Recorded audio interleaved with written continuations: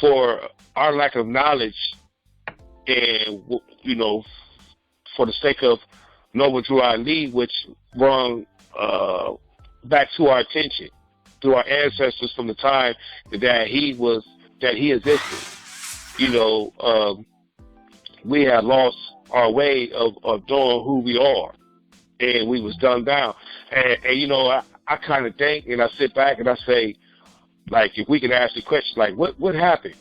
How did we lose who we are, or our nationality, and how who we are? Like, how would he lose that? And I sit back and I think we lost our way, just the same way that how people call themselves black. Because if you think about it, it's almost every so many years they was changing the title of a misnomer that they was given to us. And once it locked in for those every so many years, we end up calling ourselves that. Like, for instance, right now we calling ourselves black, but years before that, we was calling ourselves under a different misnomer, which was African American, and then before that, it used to be Afro American. Then it was a color. Black American, colored, color. Indian was the first misnomer. Yes. Okay, that was the first misnomer, but Indian was classified under the Roman Courier, which is the Holy See's jurisdiction. It was classified as a nickname. If you study it and you look it up, Indian is a nickname. It falls under the civil rights. Right. And what it is that people don't understand how important jurisdiction is. But I want to get back. I want to rewind and go back to what we were talking about, Brown versus Board of Education. Mm-hmm. In that case, the so-called judge, and we're not saying so-called judge because I was speaking previously that the judge is not aware. Oh, I'm sorry. Excuse me. People is not aware that the judge, so-called judge, does not have delegation of authority, or does not have any type of authority to say that they are a judge, because the contract that governs the so-called judges up under the Holy See, through or from the Roman Courier, up under that contract, it's a specific contract that states that the only way that they are prohibited to hold a position as a lawyer, an attorney, a judge, a magistrate, a clerk, an assistant, or a barrister. You cannot be a member of the Bar Association and hold any of those positions, because come to find out, the Bar Association and the bank, they work hand in hand, because of the perfidy. It said, based on the canon laws, it is one of the worst heinous acts, crimes that could be committed against a society. And when the so-called lawyer or an attorney is a member of the Bar Association, their oath is really with the Bar Association. And if the Bar Association is working hand in hand with the banks, anything that goes on and the way everything is set up through the Sussex Trust in their state, that being what you call, when you look at TV, and I know most people, it go over their head because it deals with stocks and bonds. What is it, the Dow Jones and the Up Jones? Well, a lot of times when they look at TV and they see, the Up Jones or the Dow Jones, and they talk about the market, they won't say birth certificate. They won't say Sussex Trust. They won't say estate. But they give the juridic person the Roman Juridic person, they give it a different title or a different name. Roman Juridic person have many hats. They have many hats, and it's used for at different times or different subject matter issues that might come up. During that process, people is thrown off and not knowing the different languages or titles that falls or that is directed towards the Roman juridic person, which is known as the strong man or the artificial person. Now, like I said, the canon laws being in these different articles and these different canons which have a number, each one of them had this specific term and setup for whatever they made it exist for. Like for instance, the canon 666 of the positive law, it clearly tell you that no other law comes before the canon law. But that's the law pertaining to under the jurisdiction dealing with the Roman Courier, dealing with the Holy See. So they said, like, this is the society that we deal with. So you just can't push that society just push it to the curb and act like it don't exist. Don't be right. This is the society that's had their foot, well, the men and women through that society had their foot on our necks for at least 200 years. Okay? So you cannot just take that and push it to the side as if it don't exist. When your third eye open for you and you start being active and you study, you become aware that you can use a form, for instance, dealing within a society from the Holy See, which it falls in within the United States corporation. And when you use those holy writs, and what you just stated from the great writs, I'm sorry, not the holy writs, I'm sorry, the great writs, what you just stated, you basically gave a procedure under those 13 great writs, but it is telling you that the power from these 13 great writs, and they said the only ones can use it is a national. Okay? Right. Who is a national? We are. We are. It said national, and it said union. So really, the union is really, even though the Abion is, I'm talking about the citizens outside of a Moor. Mm-hmm. Okay, they will fall up under the union. Okay, in a sense, or which will be the Ucada society.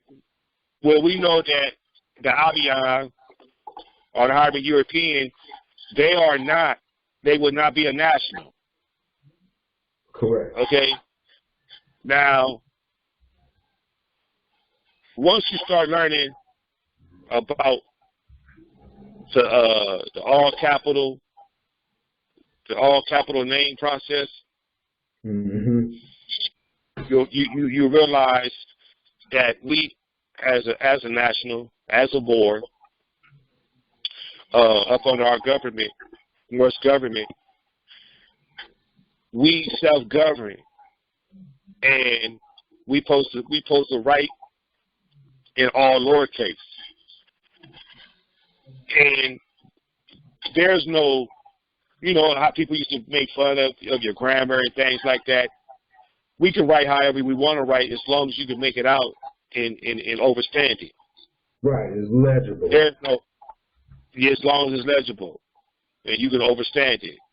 Mm-hmm. But we're supposed to write in lowercase spelling because that was what that's what we're supposed to do.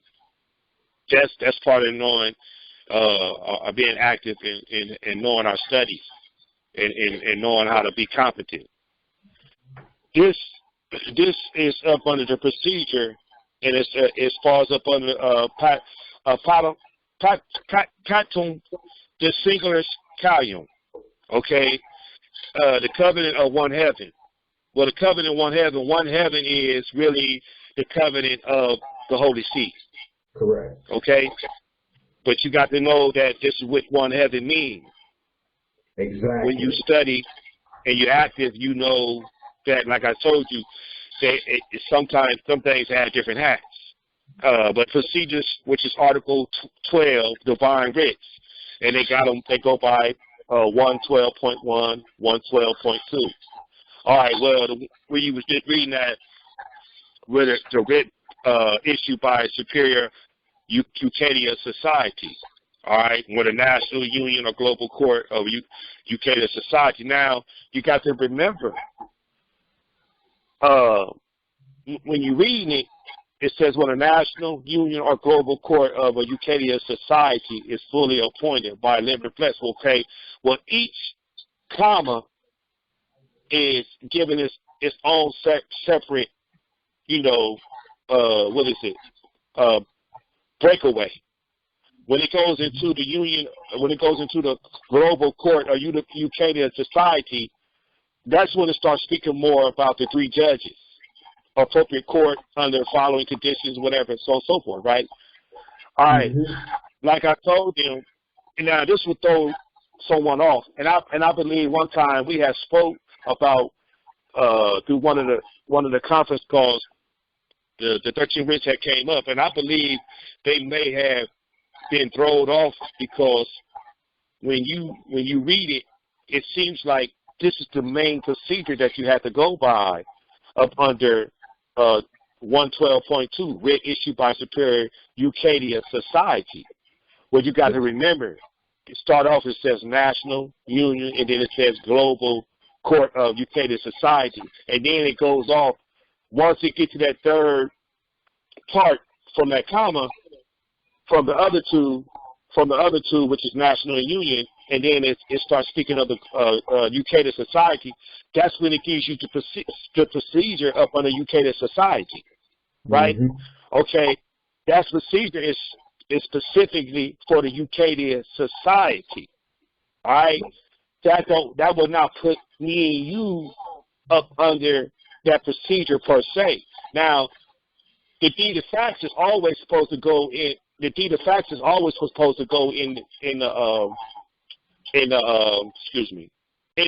writ, so that you can tell your claim, or bring forth your claim, and in interrogate, how you say that, interrogatories. Yeah, interrogatories. Interrogatories. Deed of facts and interrogatories.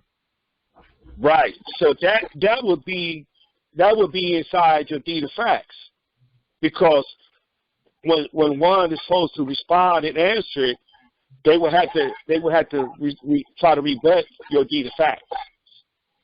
So that'll all be in there. But just like I told this, I'm saying, if I were to do a writ, I would do a writ as under my national status, as a Moor, under my sovereign authority.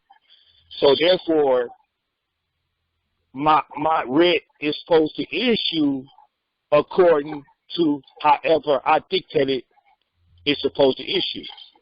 Correct. Because I'm the higher authority.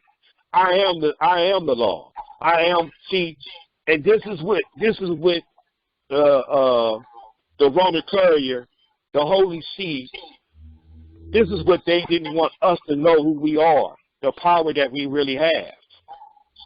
Correct. See what I'm saying? This is what's taken away from us. And if we enforce the treaties and the Constitution, our power, our authority is unlimited based on what we're talking about right now. Okay? So if you went to do a writ and you execute your writ, if you put in the writ, which if you know about how the writ supposed to go, even though they got a procedure here, you're supposed to let it be known that this is a writ of mandamus. Just like you said, you're supposed to know it's a writ of habeas corpus. This is what you're supposed. This is what you're supposed to put to show that this is what this writ is, so it can be accordingly issued based on whatever the title that you give it. And they know they understand the severity of it through the time of it. So, if we dealing, for instance, if we dealing with, let me see.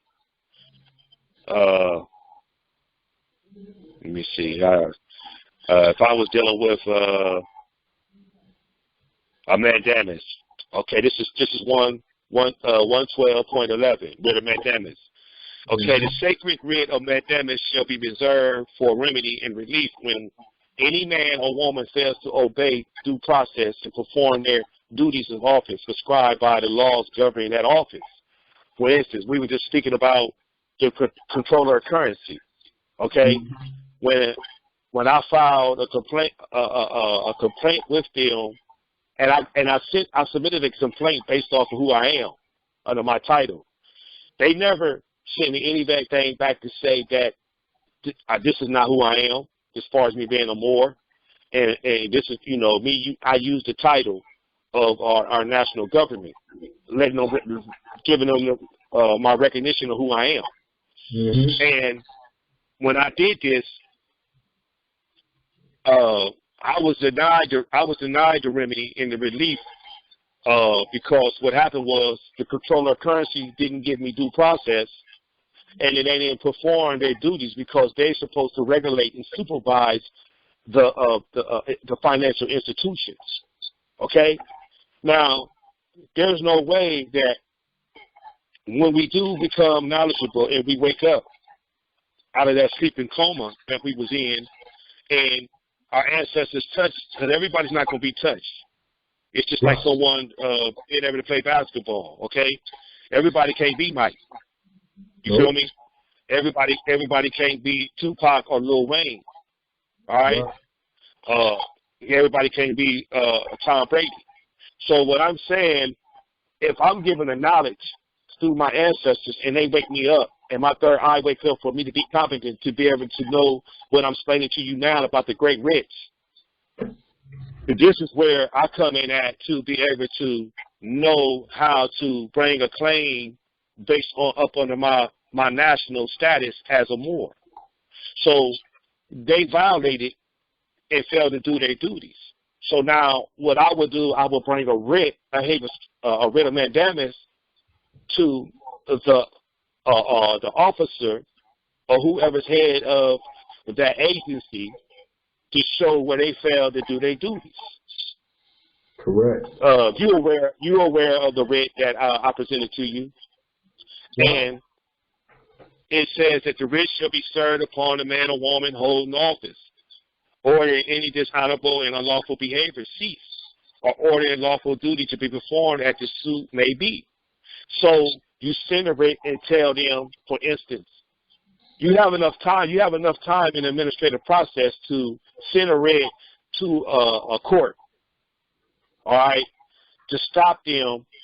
I'm sorry, and I want to make it clear when I say court, because I want to make sure that it's a so-called court, but this is the court. This is the court that the so-called court that I'm talking about. Let me see. What was it said that the writ cannot, like basically the courts that we deal with that we deal with today, where they be human trafficking and stuff like that, it said that the writ cannot go before that type of court.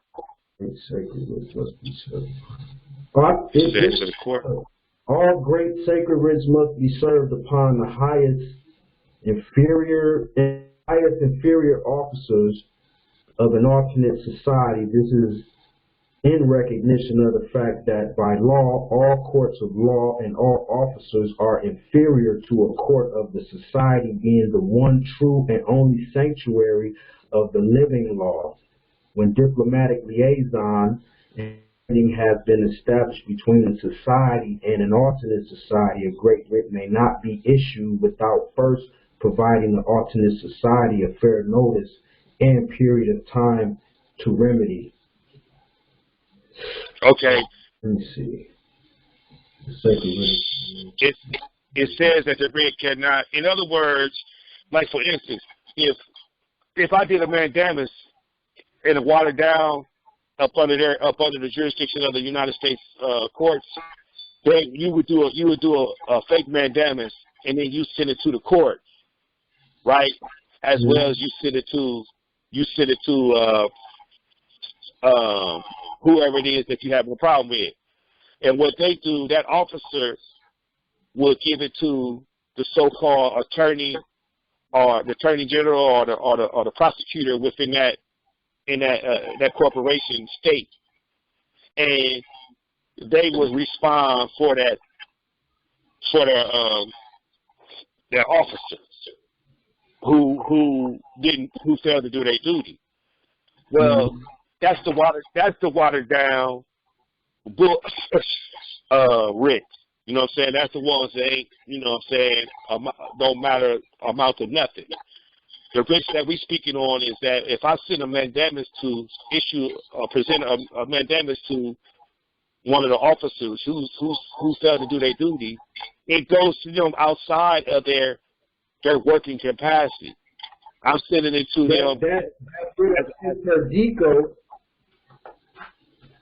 the writ of interdico, I know we have touched bases on that one, and it right here it states, writ shall be served to the executive government, including the arms of the military and justice, to see that the writ of interdico is executed. The failure to immediately execute a sacred writ of interdico shall place the senior individual men and women of the alternate society in contempt and personally liable to have their bonds of office seized and the military and or justice authorities to have them arrested. Okay. And what you just spoke about that, the writ of interdico, that writ per se is, for instance, if I do the writ of mandamus, and if they don't correct and do what they're supposed to do, then I will follow up with the writ interdico. Okay.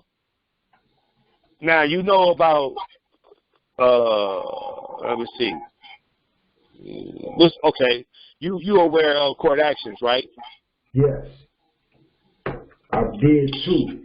Now, okay, I know, you know how, you know, somebody, and I get back to, I always do this to paint a picture. It's anything you do. Like I know your artwork, your art is phenomenal, right?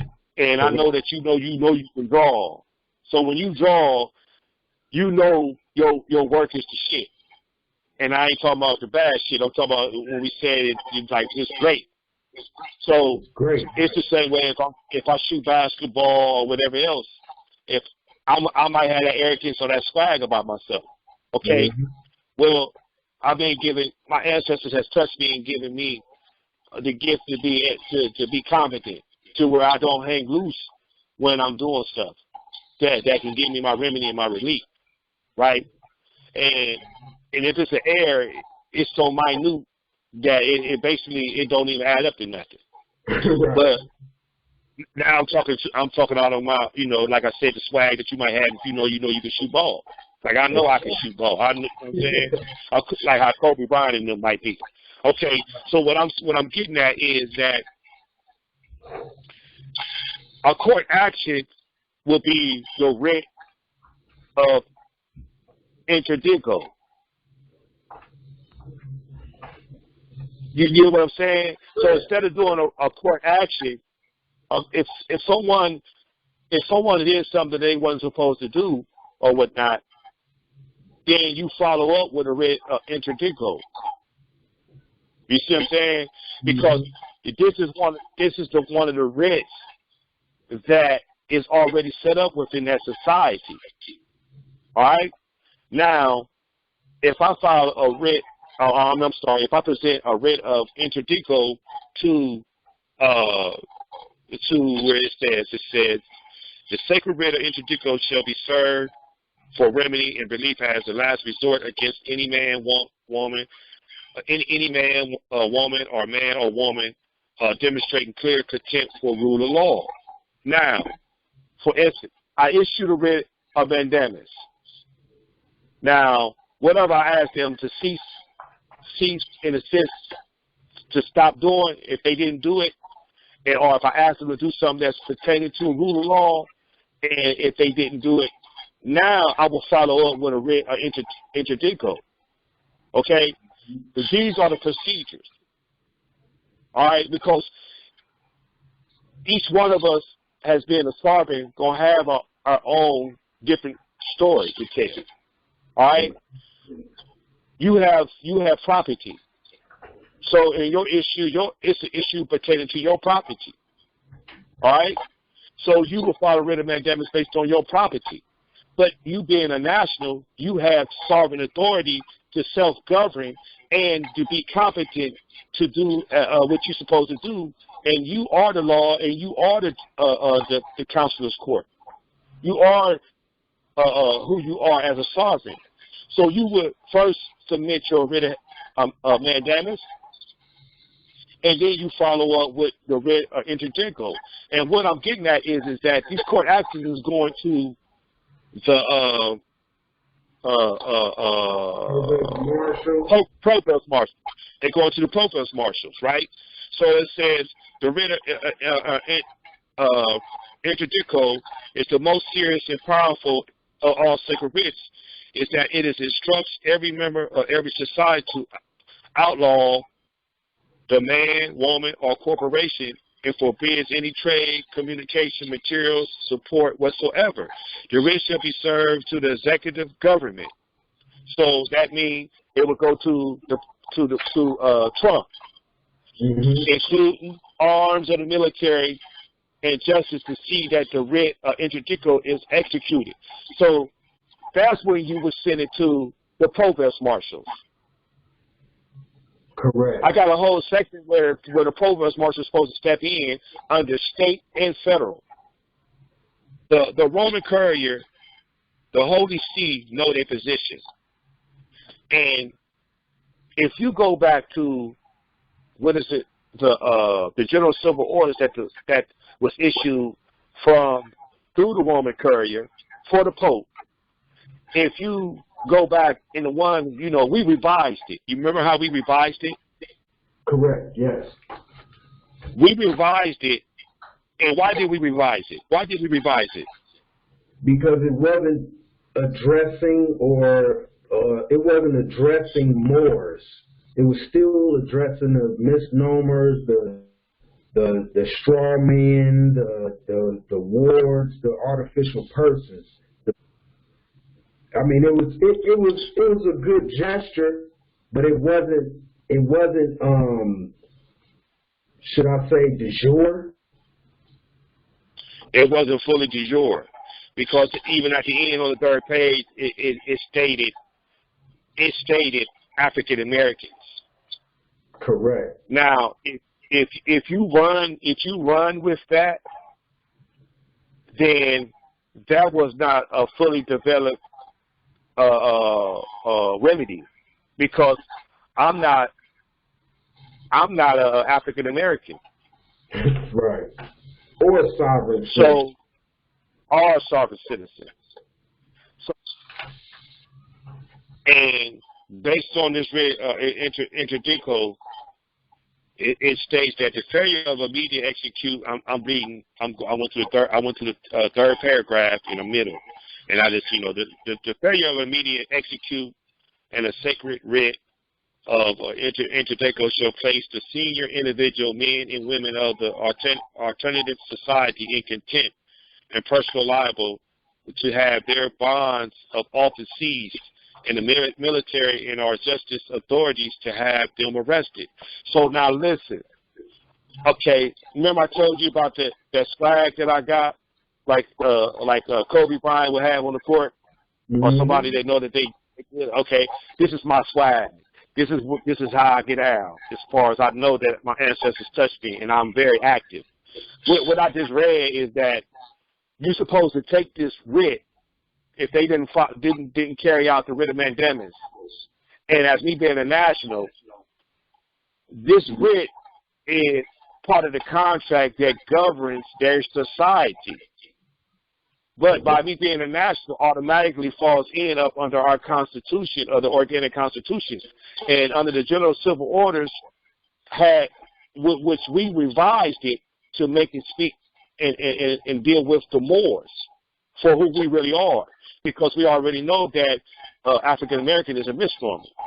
Now, it already had criminal liability inside the general civil orders.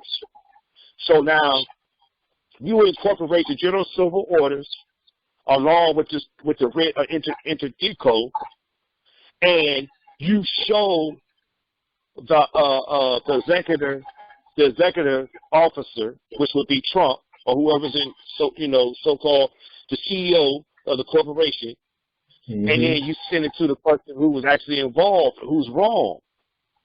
And then this writ is supposed to execute to where the military is supposed to step in. Correct. See, now, I know for a fact the reason why the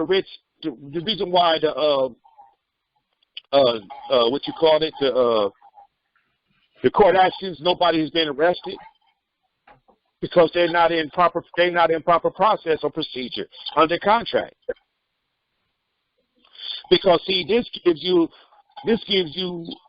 a way to use up under the contract. It falls up under the Roman Courier. Okay, the Holy See. All right. Now this writ enforces their hand based up under their jurisdiction dealing with the Holy See. But in the same token, I'm exercising who I am as a national. And if I'm a national, we are supposed to know damn well who you are. You're supposed to know your authority and your power. Not just that you were Moor and your ancestors left you an inheritance, but how to live sovereign. That's the thing.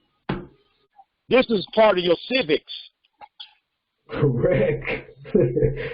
This whole message, or what we're talking about here, is that break it down for why what we're speaking about. Are people lacking, the Moors lacking what they should know more about the canons? And by them not knowing about the canons, they don't understand the remedies of what we just talked about, the 13 great writs. It's clearly in there that they're talking about a national. And see, this is one of the things. This played a big part. You say it best than I do. Even though, what is it that Taj Bey, he always say, he talk about the discovery, Unum Sanctum, and a couple others, right? Those title names that he talk about, as far as what they be using, none of them supersedes the canon law. Now, I'm not saying it in a sense talking about Taj, you know what I'm saying, because he's one of the great teachers. Oh, you know what I'm saying? But what I'm saying is that when he talk about Unum Sanctums and things like that, none of them is supersedes the canon laws of what we talking about. Okay. He basically be trying to tell people that this is when you see somebody pulled over and getting murdered, it's under these different doctrines that is going on, and it's not being addressed. But as national videos, you got to be active, and when you see a police violating a Moor or even if the Moor is asleep, you know what I'm saying? It's a violation. Any treasonous act addressed immediately. And I've seen remedy on the spot, you know, like stop what you're doing. Yes. It's treasonous. If no inter party, you shouldn't be pulling nobody over. But if they run somebody and see that it's an African American or a black, then they know that they're still under contract.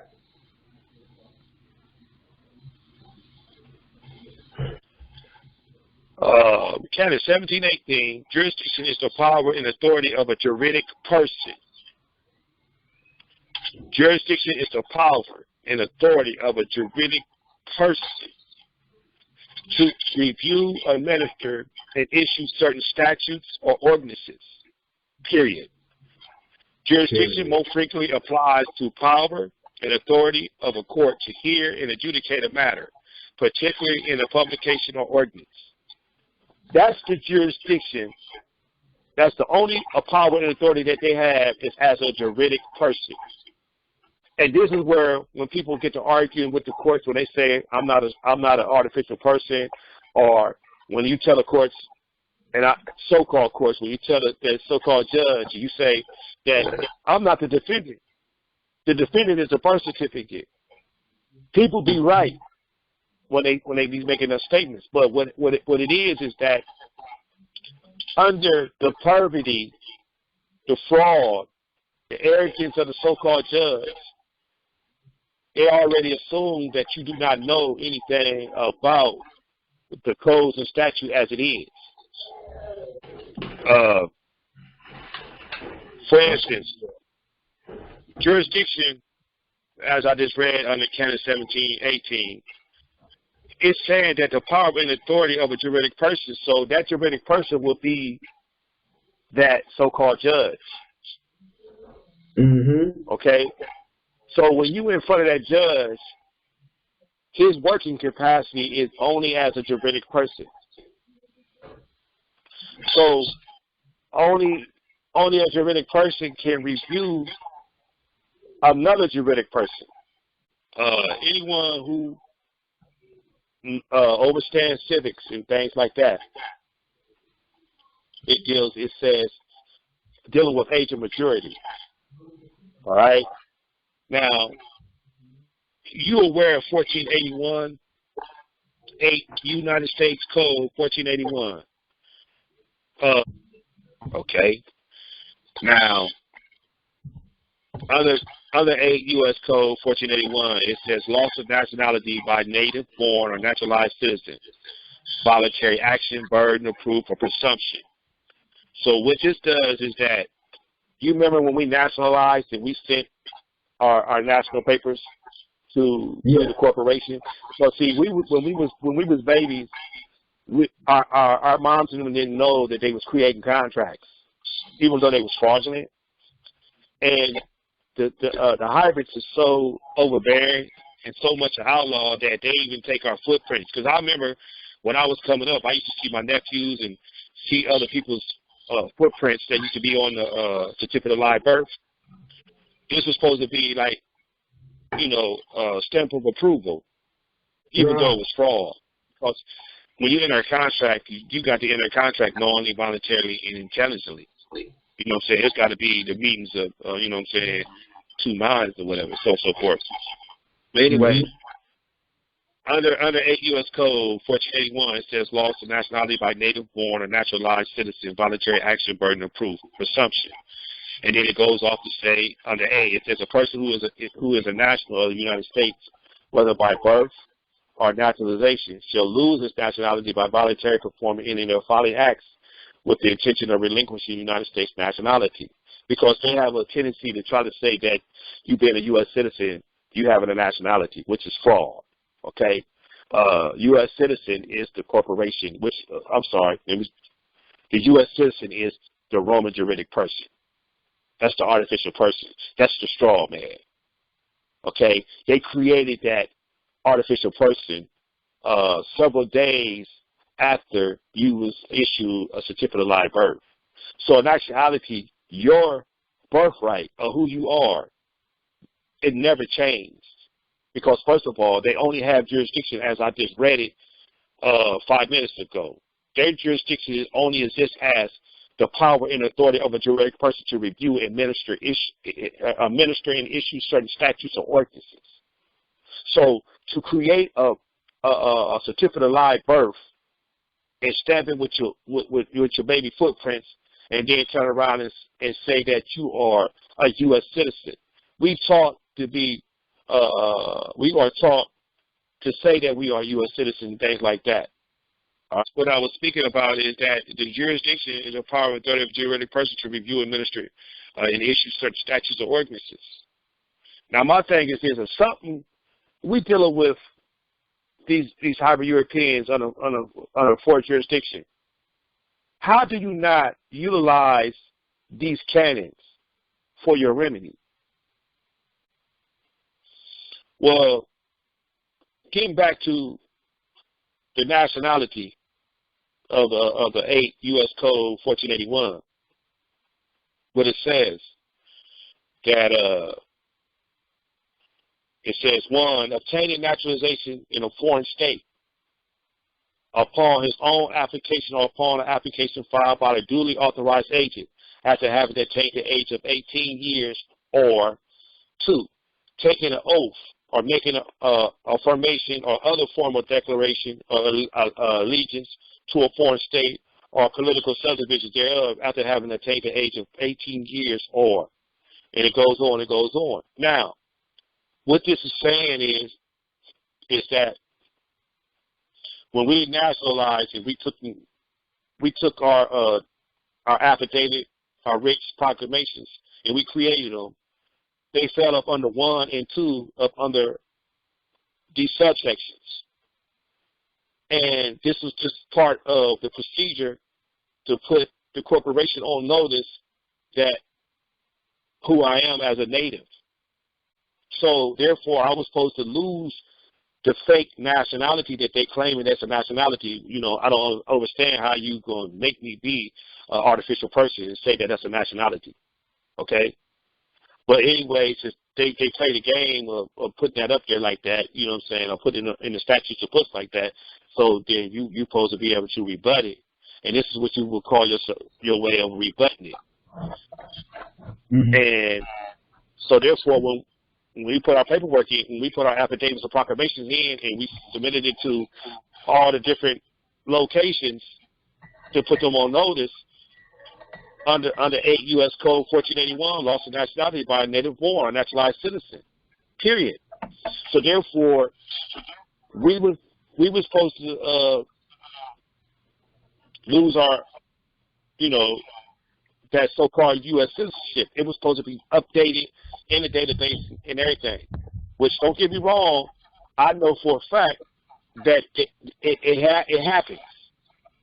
Because I guarantee you, 9 times out of 10, if you was to be pulled over or if you was approached and you gave them just your appellation, you're in the system.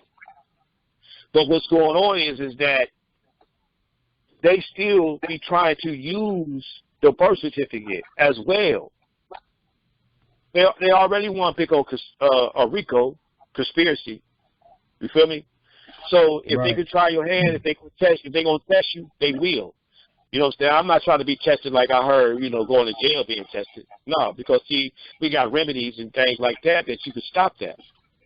But like I say, if we don't know, you just don't know. That's why it's important to know the civics pertaining to these canon laws. Correct. And up under this, where I just told you about the physical and juridic person, if you went to Canon 98, it says a person who has reached the majority has full exercise of his or her rights.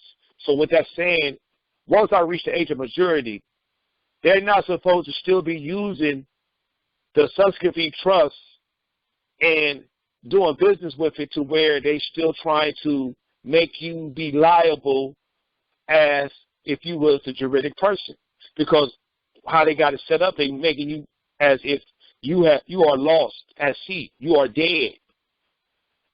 And so therefore, until you let them know that you are not lost at sea or you are not dead, you were supposed to do it when you was 18 years old. and they do it. It's called bar mitzvah. It's what the fake Jews use. It's called a bar mitzvah or something like that.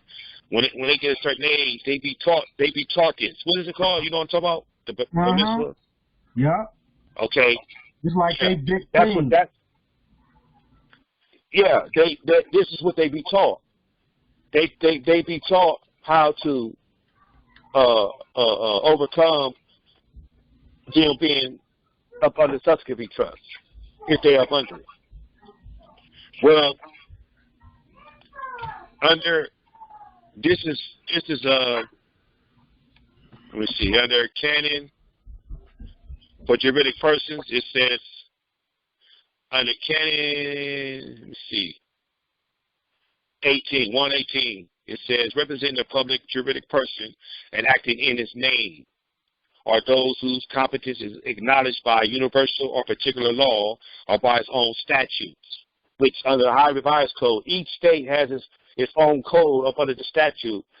And prime example, 8 U.S. Code 1481. What does it say?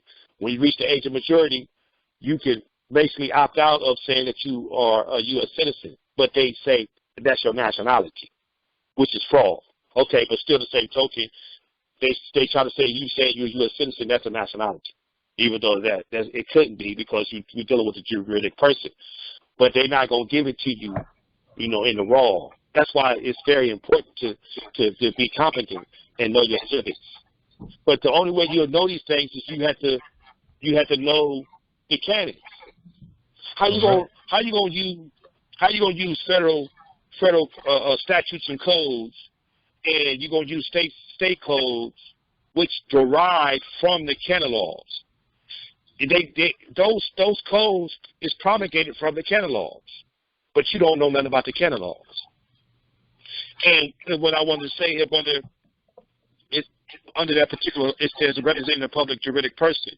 So basically, they saying you representing the public juridic person and acting in his name are those whose competence is acknowledged by universal or particular law or by its own statutes. Representing the private juridic person are those whose competence is granted by statute. Now, for instance, under the UCC, Uniform Commercial Code, that goes back to dealing with the bond and dealing where you endorse the check and so on and so forth. When I present the contracts in the UCC-1, that was the statute to establish that I am competent and that I was basically representing the artificial person, the juridic person. But see, under the High Revised Code or up under these different states, they don't call it a juridic person. No, they don't. We know it as the straw man and the artificial person. Right. But really, the real term in terminology is the juridic person or the Roman inferior juridic person. If you know these things and you present it, that could be part of the reason why a lot of people they assume that it's only in Rome. You know what I'm saying? And as one I heard say when I brought it up, I told you I got a personal message stating that those were laws that govern corporations. So you know the truth. You know what I'm saying? But didn't act on it. Don't want to act on it. So, and then I want to know, you saying those are laws that govern corporations. Is you that far gone to the point that they might not know that you are being treated as a corporation, that your birth certificate, your social security trust, if you look up any definition up under the statutes, for instance, this is a prime example. I'm going to give a prime example. 31 U.S. Code 3002. 3002. Okay. Now, this is the code that says, this is the definitions under the statutes, and it tells you, okay, it goes from 1, and it deals with each paragraph is numbered, and it goes in alphabetical, like A, B, C, and it might go up to D at the most, but each one of them is numbered, and they speak about the debtor, garnishing, judgments. Now, and then it gets to 10. 10 it says person. And this is why they include the Indian in here, because they're dealing with the person. They say the person includes a natural person. Okay? Now, when they say a natural person, and then it goes including the individual Indian, and they put it in parentheses. Okay? When they say a natural person, you got to know the distinguish difference between who, in the sense of who they're talking about when they say natural person. When you competent, you know that they're not talking about you. All right? First of all, that right there is an archivaris. That's an archivaris. Archivaris. An act of a corporation is archivaris when the corporation acts beyond the scope of the powers and purposes provided to it by its charter document, the laws authorizing its formation. Historically, archivaris acts performed by a corporation were generally void and or voidable. The roots of the term are from a Latin phrase that means beyond the power. It is the opposite of under proper authority. Intravirus. Okay. Archivaris, adjective, it says acting or done beyond one's legal power or authority. Period. Okay. Now, the one you just read from was just giving you that one definition, but this one, it says acting or done beyond one's legal power or authority. Now, what I'm getting at is this. This is a part of learning and knowing the civics, and that's why it says it's important to know the canon laws. Why people are just shoving it off, and because it's out of Rome, and because people don't know who running what. You see what I'm saying? Right. Okay. Now, for instance, remember I just told you that under the definitions of 28. And let me go back over this. I said 31 U.S. Code 3002. I want to correct that.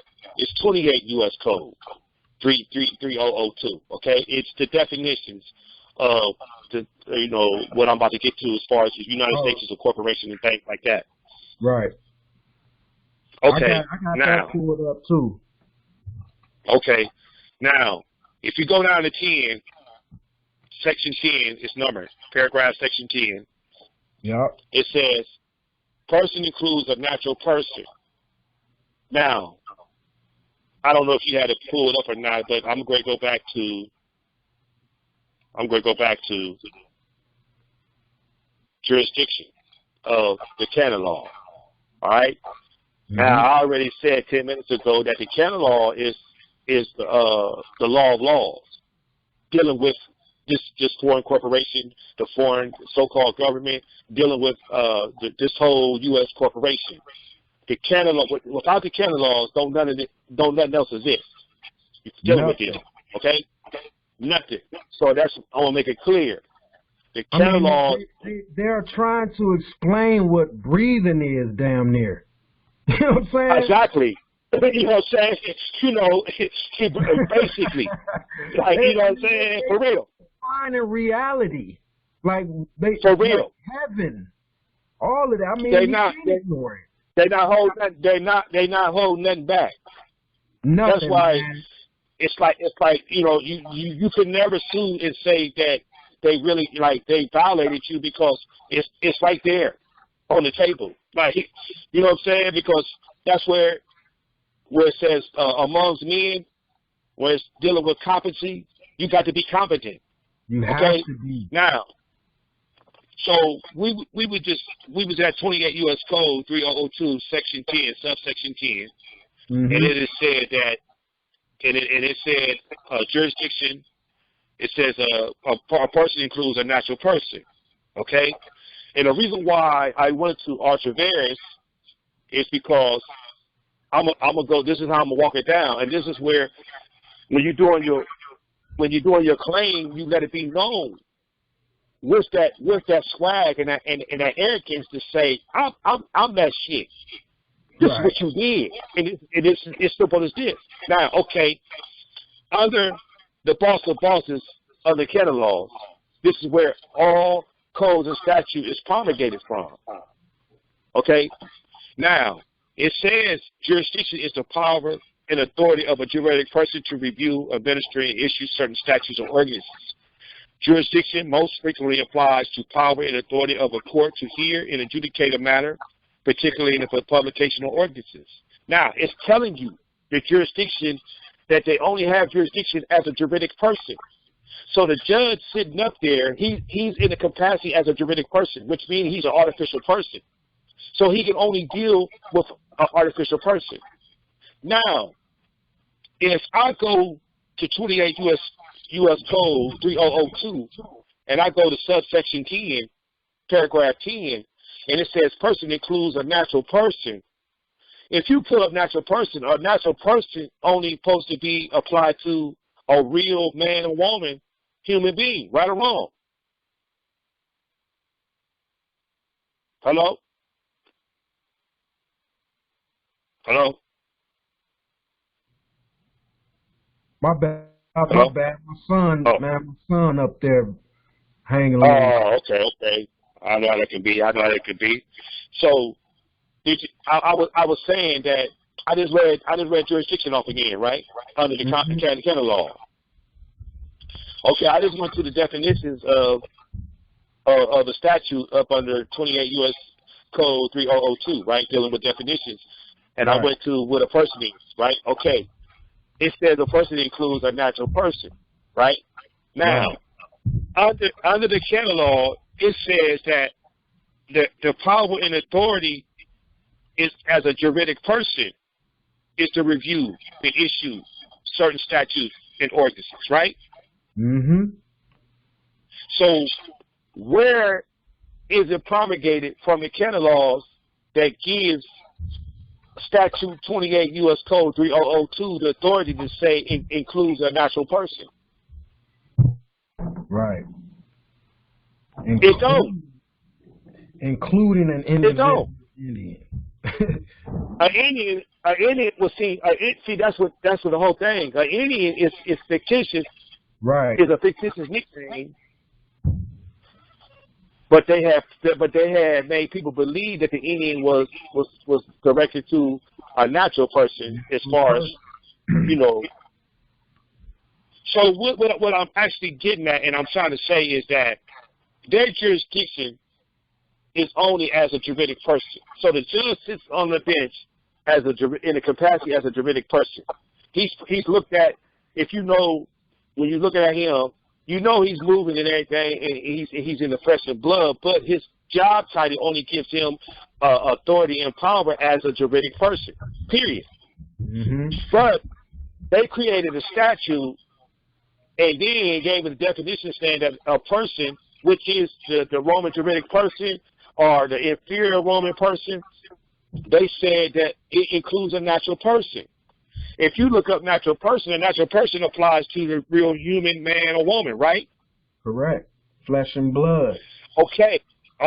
So therefore, what this statute has just did is they took it based off of the corporation, which you read from Archelaus, the one that you read from, and like I said, you have different dictionaries that give you the meaning of Archelaus. But what they did, they acting or done beyond one's legal power or authority. So what they did, they created a statute under 28 U.S. Code 3002 and said that a person includes a natural person, meaning that a human, man, woman, flesh and blood.